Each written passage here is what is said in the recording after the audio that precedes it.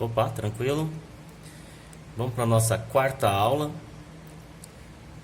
As aulas passadas, nós trabalhamos principalmente com esses sólidos geométricos aqui. O triângulo, o retângulo, o círculo. E aprendemos a adicionar a elipse como uma forma de profundidade. Foi quando a gente construiu alguns desenhos, né, bem básicos, bem iniciais, para que a gente pudesse estar juntando esses elementos para a gente construir alguns objetos. Porém, ao fazer essa prática, eu acredito que você tenha encontrado uma série de objetos que com uma certa dificuldade, porque a gente ainda não tinha visto o paralelepípedo, né? Ou cubo, se todos os lados aqui forem iguais, certo? Antes de começar, preciso fazer algumas perguntas acerca de alguns conceitos que são importantes para que a gente possa entender o que a gente vai fazer na sequência, tá? O que é perspectiva? Esse nome aqui, né? Perspectiva. Perspectiva é o seguinte: é a tentativa de criar uma ilusão de profundidade, certo? Dentro de uma superfície plana, ou seja, uma superfície como esse papel aqui, tá? O que é dimensão? A dimensão é um sinônimo para medida. Então, quando eu falo que um objeto tem 3 dimensões, é o mesmo que eu disser que esse objeto tem 3 medidas diferentes. Se você substituir a palavra dimensão por medida, vai dar mais certo do que você tentar, de repente, imaginar um universo diferente, alguma coisa, uma dimensão, né, parâmetros diferentes. Então, tenta simplificar através da palavra medida, tudo bem? Então, quais medidas usamos no desenho? Quais são essas dimensões? Então, a dimensão que a gente usa no desenho é a altura, o comprimento e a profundidade.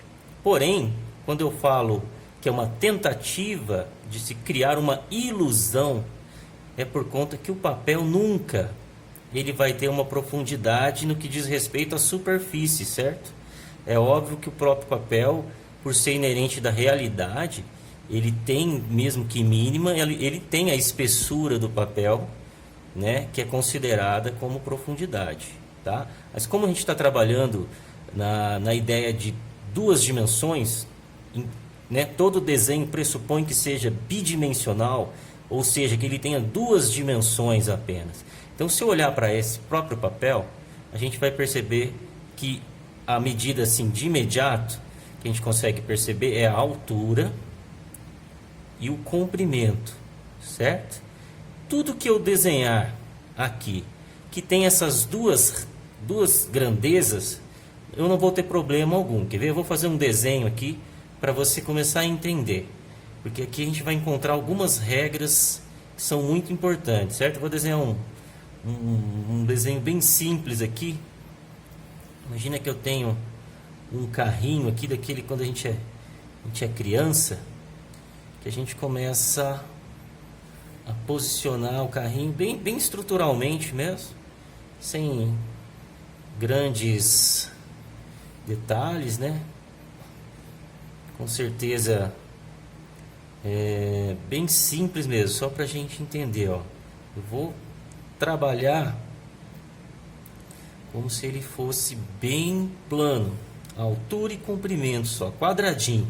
Não vou usar nem formas circulares nesse momento, para não fazer acontecer de deixar você um pouco confuso. Então, a ideia aqui é que a gente gradativamente vá deixando a coisa um pouco mais complexa. Então, eu fiz um carrinho aqui, né? Vamos pôr uma roda nele aqui, mesmo que quadrada, tá? Só para a gente entender a lógica. Que depois, para a gente transformar isso num círculo, é bem fácil. A gente até já fez alguma coisa similar nas aulas passadas. Então, vamos imaginar que eu tenho esse carrinho aqui, ó. Simplifiquei bastante, tá? Então, qual que é a regra que eu consigo perceber de imediato? Ó? É que a altura, tá vendo? Ela é paralela à altura. É como se eu tivesse pares na altura de forma que elas possam, as linhas verticais, né? Elas vão estar sempre de uma forma paralela, ou seja, ela não se afasta e nem se aproxima. Então, se você for desenhar, por mais complexo que seja, um carro ou uma cadeira, e ela esteja totalmente de lado ou totalmente de frente, você não vai encontrar dificuldade de organizar esse desenho, porque é como se eu estivesse num universo onde as dimensões dele, as medidas, elas estão dentro da regra correta de serem desenhadas. Porque a altura eu tenho, comprimento eu tenho, certo? O que eu não tenho é a profundidade. Então, se eu não desenho tentando simular a profundidade, eu não encontro resistência nenhuma, tá? Então, o que a gente tem que fazer para poder entender o que é perspectiva isométrica? Isometria tem a ver justamente com essa lógica das linhas paralelas. É isso que vai dar o nome. Vamos imaginar aqui que eu crie, que eu invente a profundidade. A profundidade não existe, mas eu vou chamar essa linha aqui que eu fiz subindo aqui, ó, de profundidade. Essa linha aqui, se eu seguir a mesma regra que eu utilizei para fazer o início, a coisa começa a ficar um pouquinho mais fácil de entender. Porque qual que era a regra? Era que toda linha na altura é paralela com a altura, todo comprimento, a linha horizontal, é paralela com a linha horizontal e o comprimento. Então, essa linha que eu fiz aleatoriamente, eu escolhi esse ângulo, desde que eu posso repetir ele, desde que eu mantenha essa lógica desta linha estar paralela a essa. Se o ângulo formado aqui com essa linha de encontro é o mesmo, e aí eu vou conseguir, né? Essa vai ser a maior dificuldade em se desenhar, por isso que eu coloquei uma aula no meio entre os sólidos geométricos e essa aqui, que é a aula da linha reta, para que a gente pudesse já começar a praticar. Tá vendo, ó? Altura com altura, comprimento com comprimento. Deixa eu evitar um pouco de girar o papel, até para ficar mais fácil, para você não se enganar. Então, ó, altura com altura, vai batendo nas quininhas, comprimento com comprimento, comprimento com comprimento. Isso aqui é só para a gente entender a lógica, tá? Na sequência, vão ser algumas aulas, porque é um conteúdo bem, assim, acho que um dos mais extensos. A gente vai estar entendendo cada etapa para a gente chegar nessa forma de pensar. Aonde que essa linha está encontrando, aonde que é essa aqui, né? Depois a gente vai estar entendendo como que é a construção do cubo, tá? A mesma coisa vai ser aqui, ó.